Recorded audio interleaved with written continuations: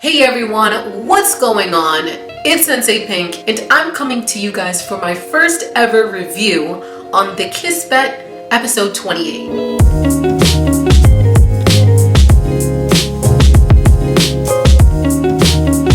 Before we start, guys, go follow me on both Instagram and Twitter, and hit that subscribe button to see more weekly videos. I just gotta say that I got hooked on this webtoon a few weeks ago, and I already feel the need to fight anyone who thinks that Sarah and Oliver is not the true pairing. We can throw hands. You can go follow me on both Instagram and Twitter at SenseiPink_, and we can set something up so we can throw hands just in case you don't think that Sarah and Oliver are the true pairing. Period, poo. Well, aside from me being a heavy Oliver x Sarah stan, let's move into this episode. In this episode, we open with both Sarah and Joe at their desks discussing Sarah's passing grade from the previous episode. Although her grade was high enough for her to pass, Joe tells her that she gotta keep it up so that she can stay in the newspaper club. After this, he recommends that Sarah gets an official tutor and recommends his brother Oliver. As he recommends Oliver, he tells Sarah that Oliver has been looking for students and has been saving up so that he can buy a guitar, which he's really good at playing. You guys, I already thought that Oliver was just perfect, but just imagine him with a guitar. Like, I didn't know that there can be someone who becomes more perfect by the episode aside from Todoroki. Like, you know? Jesus.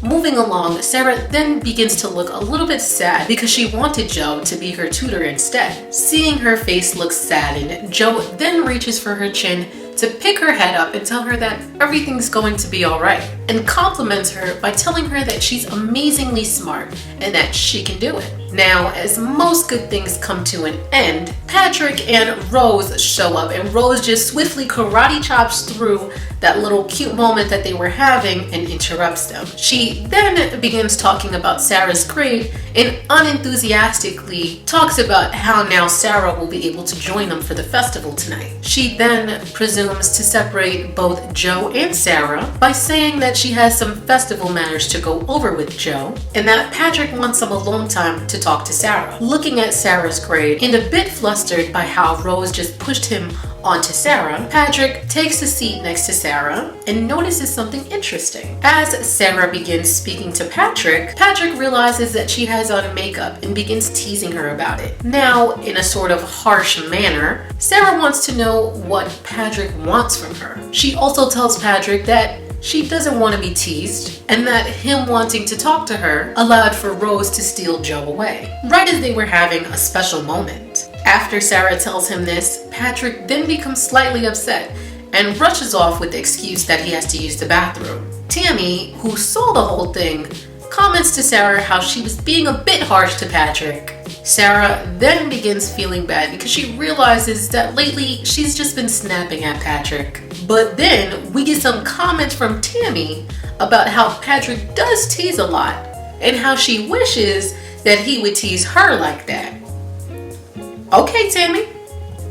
Okay. We then end off this episode with Sarah asking Tammy why, but because she doesn't want to answer the question and she's a bit flustered, Tammy then is just all like, oh, the bell is ringing for class, which it's not. Now, as a true ride or die Oliver x Sarah stan, I'm gonna be honest and I'm gonna say that that moment between Sarah and Joe was cute. It was cute, you got that, but I'm happy that Rose swiftly did a little karate chop to cut that off, because no one needs to be touching her like that except Subway Boy. Okay? Also, in this episode, I do kind of feel bad for Patrick because basically he doesn't know what to do to win Sarah over, since she clearly states that she does like Joe. Honestly, I do like the idea of Sarah and Patrick more than Sarah and Joe, but honestly, I don't like how he played my girl in the past, so it is what it is. And even now, I feel like he's not too sure about his feelings for her. And lastly, speaking about Patrick, I'm pretty positive that the one who left all of the love letters in his locker had to be Tammy. because she is not just hot, but she is burning for him. Okay? That girl, ooh. Lord help her. Well, guys, let me know, who do you ship in this webtoon? And let me know, what did you guys think about this episode? Give this video a thumbs up if you enjoyed, and go follow me on both Instagram and Twitter, which will be in the description below. And don't forget to hit that subscribe and notification button if you would like to see more of me, Sensei Pink.